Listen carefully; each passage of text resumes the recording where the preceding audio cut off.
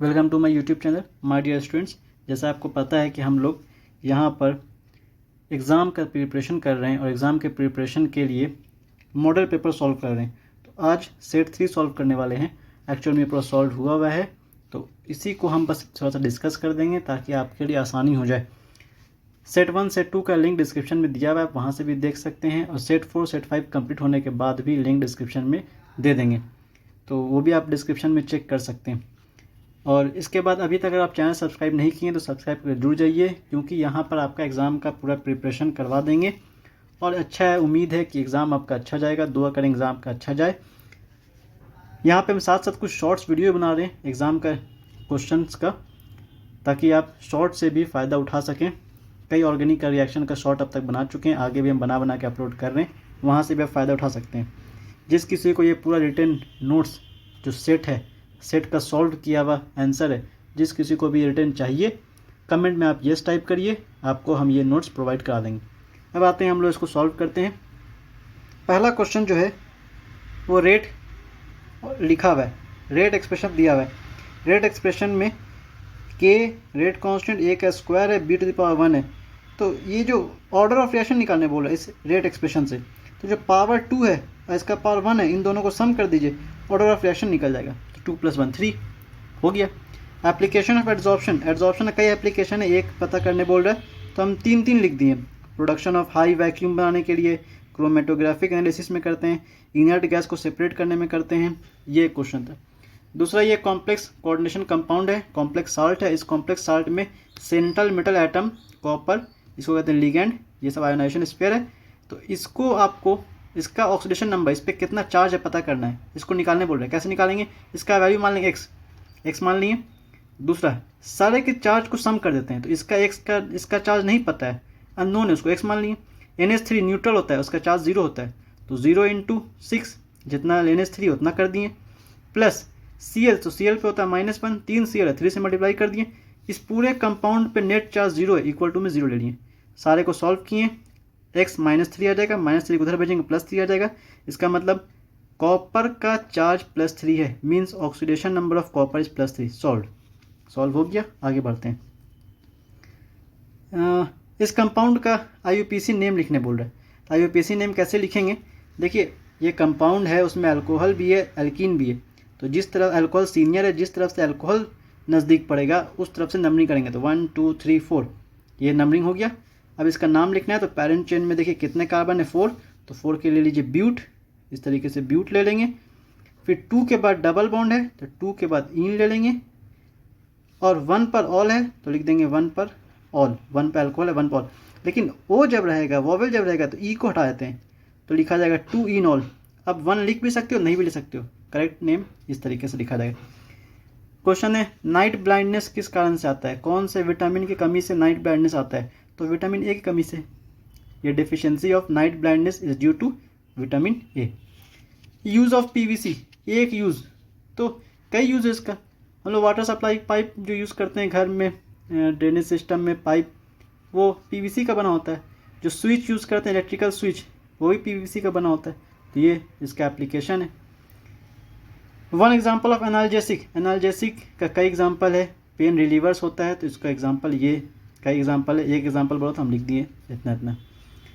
Next, यहाँ से आया सेक्शन बी, ये सब सेक्शन 1 है, एक नंबर का। अब सेक्शन बी, क्वेश्चन नंबर 8 से, इसमें क्वेश्चन है कि फर्स्ट ऑर्डर रिएक्शन है, उसका हाफ लाइफ कैलकुलेट करना है, जिसका रेट कांस्टेंट दिया हुआ है 200/सेकेंड। तो फर्स्ट ऑर्डर के लिए हाफ लाइफ का फॉर्मूला होता है 0.693/K। तो 0.693 को ले सकते हैं 693 × 10⁻³ 3 डिजिट के बाद पॉइंट है, 10⁻³ कर दिए बाई K। 693 × 10⁻³ K का वैल्यू दिए 200। देखिए 2 0 हटाएंगे तो पॉइंट लग जाएगा यहाँ पे, तो हो जाएगा 6.93/2 × 10⁻³। 6.93 को डिवाइड कर दीजिए, तो 2 3 6, पॉइंट का पॉइंट लग गया, 2 4 8, 1 बच गया, 13 हो गया, 2 6 12, फिर 1 बच गया, तो 1 लग गया, पॉइंट है 10 हो गया, 2 5 10 इंटू 10⁻³ सेकेंड। इस तरीके से ये भी सॉल्व हो गया। नाउ नेक्स्ट, ये भी सॉल्व हो गया। आगे बढ़ते हैं। डायलिसिस एक्सप्लेन करने बोलो, डायलिसिस। तो डायलिसिस एक्सप्लेन कर दिया गया, टिंडल इफेक्ट एक्सप्लेन करने बोला, ये भी एक्सप्लेन कर दिए। एक बार हम बार बता दें आपको, ये सब मेरा नोट्स है जो सॉल्व किया हुआ है, इस पर हम डिस्कस नहीं कर रहे हैं। आपको नोट्स चाहिए कमेंट में टाइप करिए यस, आपको हम नोट्स प्रोवाइड करा देंगे। दूसरा है कि कई कोऑर्डिनेशन कंपाउंड है, तो कोऑर्डिनेशन कंपाउंड का नाम लिखा हुआ है, इसका फॉर्मूला बताने बोल रहे हैं, तो फॉर्मूला बनाइए। तो फॉर्मूला कैसे बनाएंगे देखिए, नाम है पोटेशियम टेट्रासाइनोनिकेलेट। पोटेशियम सबसे पहले के लिख दिए, टेट्रासाइनोनिकेलेट, तो निकेलेट जो है ना यह सेंट्रल एटम है, तो सेंट्रल एटम में निकेल ले लिए। निकेल पे चार्ज 2 है, ये निकेल का चार्ज है। साइनो कितना है, साइनो का मतलब होगा Cn, ये साइनो टेट्रा 4 टाइम्स है। अब के कितना होगा ये आपको सोचना है। तो देखिए एक Cn पे 1 माइनस होता है, 4 Cn पे 4 माइनस, ये 4 माइनस हो गया। Ni पे 2 प्लस होता है, 2 प्लस लिखा हुआ है, ये 2 प्लस, ये 4 माइनस।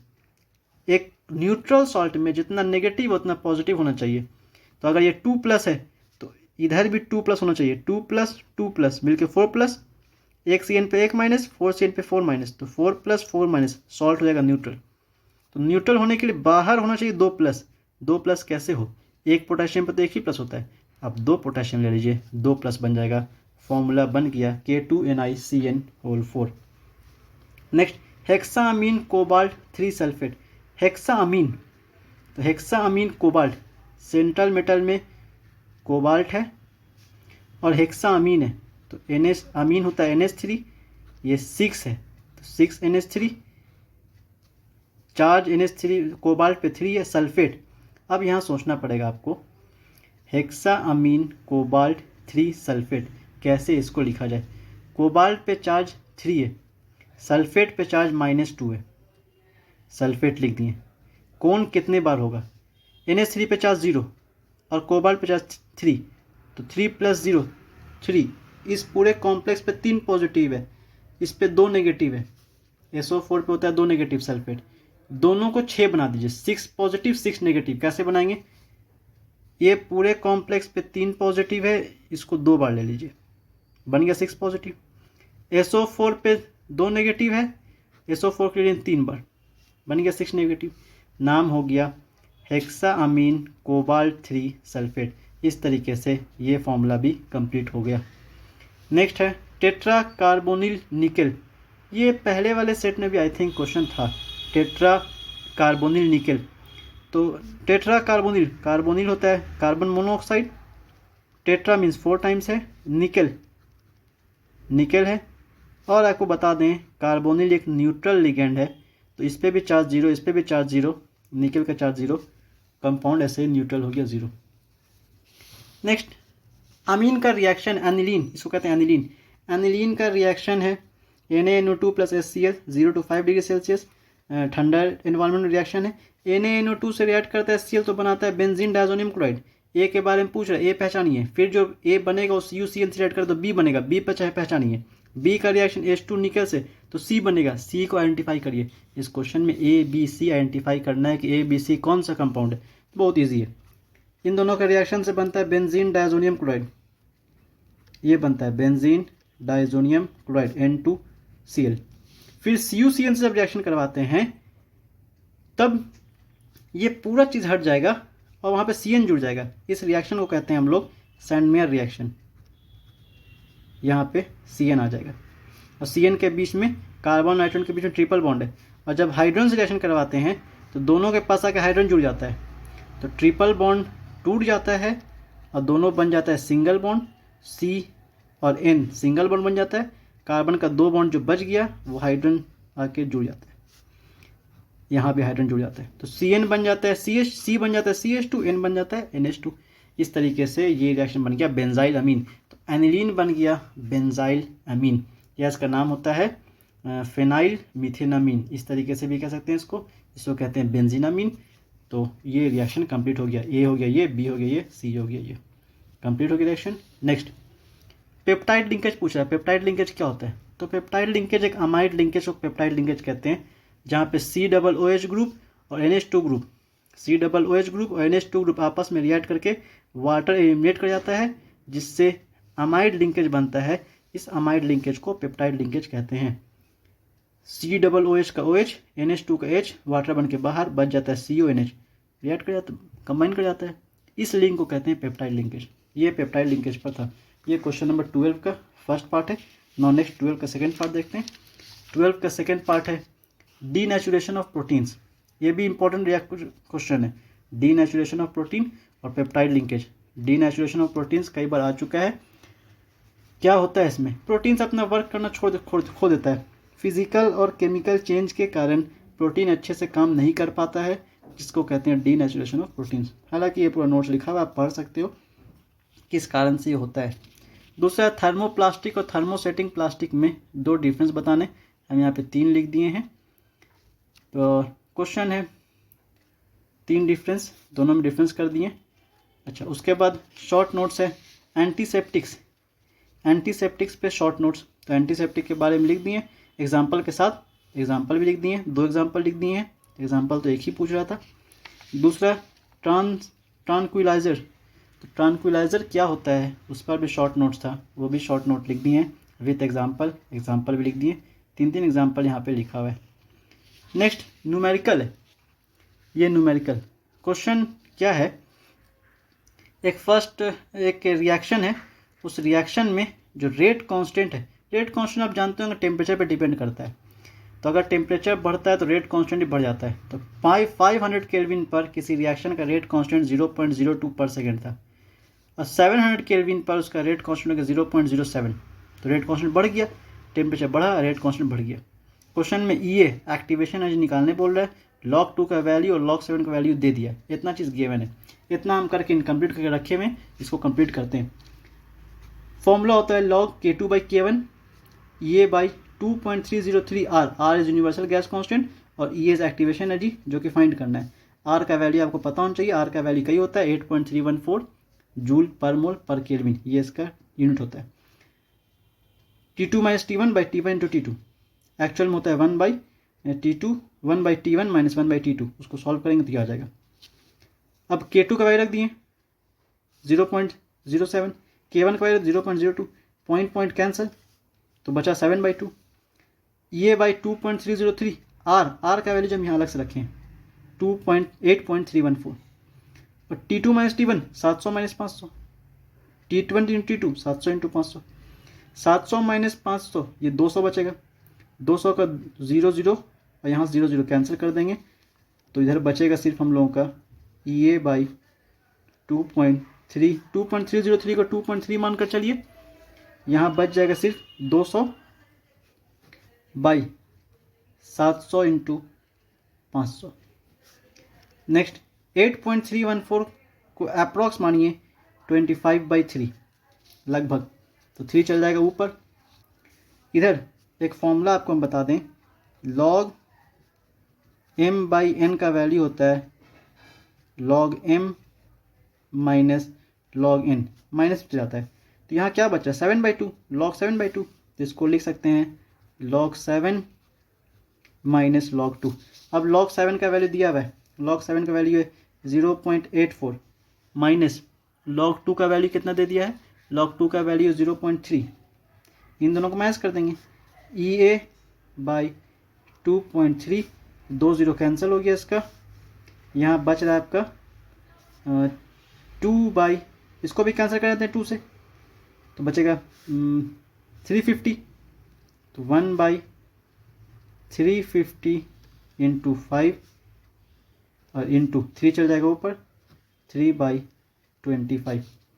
ये सारे नंबर को इधर भेज दीजिए, ये आपका निकल जाएगा। तो ये अगर निकालना है तो यहाँ बच रहा है आपका 0.54, 2.3 मल्टीप्लाई हो जाएगा, 350 × 5 ये मल्टीप्लाई हो जाएगा, 25 जाके मल्टीप्लाई हो जाएगा, अब बाई में आप बचेगा 3। इन सब को सॉल्व करेंगे, जो भी कुछ वैल्यू आएगा वही एक्टिवेशन एनर्जी का वैल्यू होगा।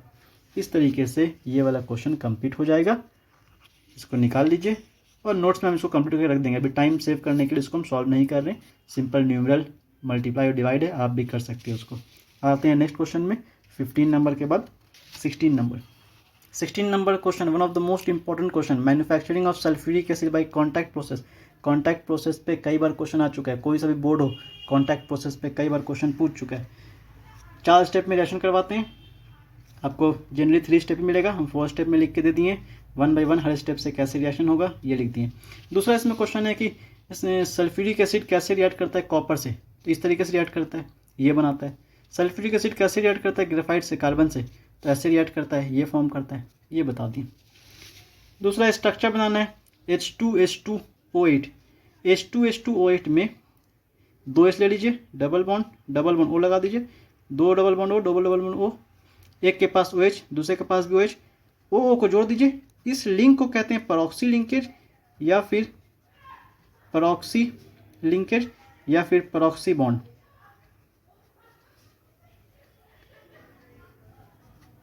तो प्रॉक्सी लिंकेज क्वेश्चन है कि H2H2O8 में क्या प्रॉक्सी लिंकेज मिलता है, तो हाँ प्रॉक्सी लिंकेज मिलता है। कितना मिलता है, तो एक मिलता है, एक बॉन्ड मिलता है। ZnO3 का स्ट्रक्चर, ZnOH4 का स्ट्रक्चर, SF4 का स्ट्रक्चर, सीसो शेप कहते हैं इसको, S8 क्राउन शेप ऐसा बनता है, क्राउन टाइप का प्रिंस वाला। दूसरा है हॉफमैन ब्रोमाइड डिग्रेडेशन रिएक्शन, इस पर हम शॉर्ट नोट्स भी बना चुके हैं, शॉर्ट नोट्स नहीं, इसको हम यूट्यूब शॉर्ट्स में बना चुके हैं, वहाँ भी आपको ये वीडियो मिल जाएगा। हॉफमैन्स ब्रोमाइड डिग्रेडेशन रिएक्शन बहुत सिंपल है, CONH2 ब्रोमीन से NaOH, तो 4 NaOH लिख दीजिए इस तरीके से, और Na2CO3 बाहर कर दीजिए, Na2CO3, 2 Na बच गया, 2 बियर के साथ 2 Na बियर बाहर कर दीजिए। इसका H, इसका OH वाटर, एक H एक OH water, 2 H 2 OH 2 water बनाएगा, बन गया। अब NH2 बच गया, R में जोड़ दीजिए NH2। ये रिएक्शन बेंजीनामाइड, बेंजीन से प्रेजेंस में भी हो सकता है, बेंजीन अगर रहेगा अल्काइल की जगह पे तो भी रिएक्शन हो जाएगा। नेक्स्ट कपलिंग रिएक्शन, ये आपका बेंजीन डायजोनियम सॉल्ट का रिएक्शन है। CBSE में तो ये क्वेश्चन नहीं आने का चांस है क्योंकि ये टॉपिक ही हट गया, benzene diazonium salt. Coupling reaction कैसे होता है, इस पर शॉर्ट नोट्स था, नोट्स लिख दिए। रिएक्शन, एक बेंजीन डायजोनियम सॉल्ट ले लिए, फिनॉल ले लिए, फिनॉल के पारा पोजीशन पर H निकाल के दिखा दिए, HCl बाहर कर दिए, N2 को जोड़ दिए बेंजीन से, बन गया एक कपल टाइप का रिएक्शन, दोनों आपस में जुड़ गया, कपल बन गया, एक जोड़ा टाइप में बन गया, इसको कहता है कपलिंग रिएक्शन। नाम होता है पारा पर हाइड्रोक्सी, इस पूरे को कहते हैं एजोबेंजीन। तो पारा हाइड्रोक्सी एजोबेंजीन, यही चीज़ एनिलीन में भी हो सकता है, फिनॉल के अलावा आप एनिलीन में करवा सकते हो, ये फिनॉल ये एनिलीन है, तो बनेगा पारा अमीनो एजोबेंजीन। ठीक है, इस तरीके से 18 का B नंबर भी हो गया रिएक्शन। 18 का C कैनिज़ाओ रिएक्शन, बहुत इंपॉर्टेंट, CBSE के लिए तो बहुत इंपॉर्टेंट है ही, CBSE में तो ये कई बार पूछ चुका है, स्टेट्स बोर्ड में भी इंपॉर्टेंट है। कैनिज़ाओ रिएक्शन पे शॉर्ट नोट्स क्या होता है लैंग्वेज में लिख दिए हैं। इसमें अल्फा हाइड्रोजन नहीं होना चाहिए। अल्फा हाइड्रोजन कहने का क्या मतलब होगा, फंक्शनल ग्रुप के एल्डिहाइड, एल्डिहाइड से जस्ट लिंक्ड वाला कार्बन अल्फा कार्बन कहलाएगा, वो अल्फा कार्बन के पास जो हाइड्रोजन होगा वो अल्फा हाइड्रोजन कहलाएगा, वो नहीं होना चाहिए। अगर अल्फा हाइड्रोजन है तो फिर रिएक्शन एल्डोल कंडेंसेशन रिएक्शन में चल जाएगा और वहाँ पे कंसनट्रेट की जगह डाइल्यूट KOH लिखा हुआ रहेगा। तो दोनों रिएक्शन एक ही सिमिलर है, मिलता जुलता है, जहाँ पे अल्फा हाइड्रोजन है और डाइल्यूट KOH है तो एल्डोल कंडेंसेशन, और अगर कंसनट्रेट KOH है अल्फा हाइड्रोजन नहीं है तो कैनिज़ाओ रिएक्शन। बहुत सिंपल है, दोनों पे भी हम यूट्यूब शॉर्ट्स बना चुके हैं, वहाँ से आप देख सकते हो, इसका भी हेल्प ले सकते हो। रिएक्शन कैसे होगा, 2 मॉलिक्यूल ले लीजिए, कंसनट्रेट KOH ले लीजिए, इसका एक H यहाँ जोड़ दीजिए O के पास, इसका एक H जोड़ दीजिए इसके पास, जो बच गया OK, वो H जो हटाए हैं उसके जगह जोड़ दिए OK, H जो हटाएं उसके जगह जोड़ दिए OK, तो CH बच गया, O बच गया, CH बच गया, O बच गया, OK जोड़ दिए। इसको फॉर्मूले टाइम में लिखेंगे तो मॉलिकुलर फॉर्मूला बन जाएगा HCOO, इस तरीके से पोटेशियम फॉर्मेट कह सकते हैं इसको। और इसमें डबल बॉन्ड टूट जाएगा, सिंगल बॉन्ड हो जाएगा, एक H जुड़ा तो OH बन गया, CH2 था एक और H आया, इसका एक और H आया तो CH3 बन गया, तो CH3OH। इस तरीके से ये रिएक्शन को, इस रिएक्शन का नाम डिस्प्रपोर्शनेशन रिएक्शन भी है क्योंकि यहाँ पे एक ही स्पेसीज ऑक्सीडाइज भी होता है और रिड्यूस भी होता है। ये रिएक्शन आप बेंजल्डिहाइड में भी करवा सकते हो क्योंकि बेंजल्डिहाइड में ये कार्बन अल्फा कार्बन कहलाएगा, फंक्शनल ग्रुप के जस्ट बाद वाला कार्बन अल्फा कार्बन, और इस अल्फा कार्बन के पास हाइड्रोजन नहीं है, इसी कारण ये रिएक्शन ये भी शो कर सकते हैं। दूसरा एक है व्हाट हैपेंस करके, व्हाट हैपेंस व्हेन, ऐसा रिएक्शन भी आता है एग्जाम में। What happens when acetaldehyde reacts with NH2OH। यह आपका एल्डिहाइड का रिएक्शन है जहाँ पे NH2Z करके रिएक्शन होता है, NH2Z। इस Z का कई वैल्यू हो सकता है, Z के जगह पे R हो सकता है, Z की जगह पे H हो सकता है, Z की जगह पे OH हो सकता है, तो यहाँ Z की जगह OH है। Z के जगह पर NH2 हो सकता है, देखिए NH2, Z की जगह पे NH2 आ गया, तो Z की जगह पे अगर OH है तो हाइड्रोक्सिल अमीन कहलाता है, Z की जगह पे अगर NH2 है तो हाइड्रोजिन कहलाता है, जो प्रोडक्ट बनता है उसको हाइड्रोजोन कहते हैं, और Z की जगह पे अगर OH है तो जो प्रोडक्ट बनता है उसको ऑक्साइन कहते हैं। तो अगर एसिटल्डिहाइड रिएक्ट करता है NH2OH से तो क्या होगा, ऑक्साइन फॉर्म होगा। कैसे होगा, NH2 का जो H2 है O के साथ बाहर कर दिया वाटर बना के, तो क्या बच जाएगा, CH3CH, डबल बॉन्ड से N को जोड़ दीजिए और OH जो बचा OH को OH रहने दीजिए। इस तरीके से रिएक्शन कंप्लीट हो जाएगा। दूसरा ये इसी का सेम पैटर्न पे रिएक्शन है, एसीटोन रिएक्ट कर रहा है NH2 से, क्या होगा, तो फॉर्म होगा हाइड्रोजोन। हाइड्रोजीन का यूज़ करेंगे तो हाइड्रोजोन बनेगा। एसीटोन लिख दिए, NH2 इसका H2 और O बाहर कर दिए, क्या बचेगा, CH3 इस C से डबल बॉन्ड N को जोड़ दीजिए, जैसे C से डबल बॉन्ड N को जोड़ें वैसे C से डबल बॉन्ड N को जोड़ दीजिए और N के पास NH2 है, बन गया। ये प्रोडक्ट कहलाएगा हाइड्रोजोन। दूसरा रिएक्शन है फॉर्मिक एसिड रिएक्ट करता है कंसनट्रेटेड सल्फ्यूरिक एसिड से, तो क्या होता है, तो फॉर्मिक एसिड जो है वो डिहाइड्रेटेड हो जाता है और सल्फ्यूरिक एसिड जो है हाइड्रेटेड हो जाता है। तो इस तरीके से हम रिएक्शन दिखा सकते हैं, ये कार्बन मोनोऑक्साइड बनता है और H2SO4 हाइड्रेटेड हो जाता है। ये भी इंपॉर्टेंट रिएक्शन है, इसको भी याद रखिए। Now second last question is acetic acid react करता है क्लोरीन से, तो क्या होगा अगर रेड फास्फोरस के प्रेजेंस में रिएक्शन होगा तो क्या होगा, अल्फा क्लोरोइथेनोइक एसिड मिल जाएगा। इस रिएक्शन को Hell Volhard Zelinsky reaction HVZ reaction भी कहते हैं। HVZ रिएक्शन बहुत इंपॉर्टेंट है, HVZ रिएक्शन कई बार आ चुका है एग्जाम में, इस पर हमने यूट्यूब शॉर्ट्स भी बनाए हुए हैं, वहाँ से भी आप देख सकते हो। इथेनोइक एसिड ले लिए, क्लोरीन ले लिए, क्लोरीन से रिएक्शन रेड फास्फोरस के प्रेजेंस में, क्लोरीन और ब्रोमीन ही ये रिएक्शन शो कर सकता है। दूसरा अल्फा हाइड्रोजन होना चाहिए, अल्फा हाइड्रोजन का मतलब कार्बोक्सिलिक एसिड फंक्शनल ग्रुप हो गया, फंक्शनल ग्रुप के जस्ट बाद वाला कार्बन अल्फा कार्बन के पास जो हाइड्रोजन है अल्फा हाइड्रोजन, इसी अल्फा हाइड्रोजन पे रिएक्शन होगा। इस अल्फा हाइड्रोजन को हटाइए, वहाँ पे Cl जोड़ दीजिए, तो एक अल्फा हाइड्रोजन हटाएं तो CH2 बचा और H के जगह पे क्या जोड़ दिए, Cl जोड़ दिए, CH2Cl, और जो जैसे था वैसे ही रहने दिए, तो 2 पर क्लोरो हो गया इथेनोइक एसिड। आप 2 नहीं भी लिखिए तो अंडरस्टूड है कि 2 ही पर जुड़ सकता है, ये 1 पर जुड़ ही नहीं सकता है, क्योंकि 1 वाला कार्बन कार्बोक्सिलिक एसिड है, वो फिक्स्ड है उसका सारा बॉन्ड, तो अपने आप बन जाएगा ये 2 क्लोरो इथेनोइक एसिड या फिर क्लोरो इथेनोइक एसिड। इस तरीके से ये कंपाउंड बन जाएगा। ना last and final reaction aldol condensation reaction है, देखिए अभी हम डिस्कस कर रहे थे वही रिएक्शन आ गया। एसिटाल्डिहाइड रिएक्ट करेगा डाइल्यूट NaOH से या डाइल्यूट KOH से, तो क्या होगा, तो फॉर्म होगा एल्डोल कंडेंसेशन प्रोडक्ट। कैसे फॉर्म होता है, एल्डिहाइड है, एल्डिहाइड के जस्ट बाद वाला कार्बन अल्फा कार्बन के पास जो हाइड्रोजन होगा अल्फा हाइड्रोजन, यही अल्फा हाइड्रोजन रिएक्ट करेगा। तो 2 मॉलिक्यूल ले लीजिए, डाइल्यूट NaOH ले लीजिए, इसका अल्फा हाइड्रोजन जो है दूसरे मॉलिक्यूल के O के पास जोड़ दीजिए और इस C को जोड़ दिए C के पास, तो प्रोडक्ट क्या बनने वाला है, CH3। C के पास पहले से एक H था तो CH रहा, डबल बॉन्ड O था, सिंगल बॉन्ड O हो गया, H जाके जुड़ गया OH बन गया, और इस CH से आके जुड़ रहा है CH2, तो CH से आके जुड़ गया CH2, इस CH2 के पास क्या है CHO है, CHO कर दिए। अगर इसको थोड़ा सा हीट कर देंगे तो अल्फा हाइड्रोजन जो एक और अल्फा हाइड्रोजन बच गया, वो अल्फा हाइड्रोजन इसके OH से वाटर बन के बाहर निकल जाएगा, -H2O, ये बाहर हो जाएगा, बच जाएगा CH, यहाँ बच जाएगा CH, दोनों कार्बन के एक बॉन्ड फ्री, दोनों मिलकर बना देगा डबल बॉन्ड CH CHO। ये जो प्रोडक्ट बना इसको कहा जाएगा एल्डोल कंडेंसेशन प्रोडक्ट, नाम होता है ब्यूटेन। और ये जो प्रोडक्ट बना उसमें एल्डिहाइड भी है और अल्कोहल भी है, इसलिए एल्डोल, एल्डिहाइड के लिए एल्ड, अल्कोहल के लिए ऑल, एल्डोल कहते हैं इसको। तो एल्डोल प्रोडक्ट है, ये एल्डोल कंडेंसेशन प्रोडक्ट है। इस तरीके से हम लोगों का 5 मार्क्स का क्वेश्चन 19 नंबर पूरी तरीके से कंप्लीट हो गया। चैनल को सब्सक्राइब कर जुड़ जाइए, नेक्स्ट वीडियो के लिए वेट करिए। इसमें इतना ही, और एग्ज़ाम का अच्छे से प्रिपरेशन करिए, एग्ज़ाम उम्मीद है आपका अच्छा जाएगा। Thank you.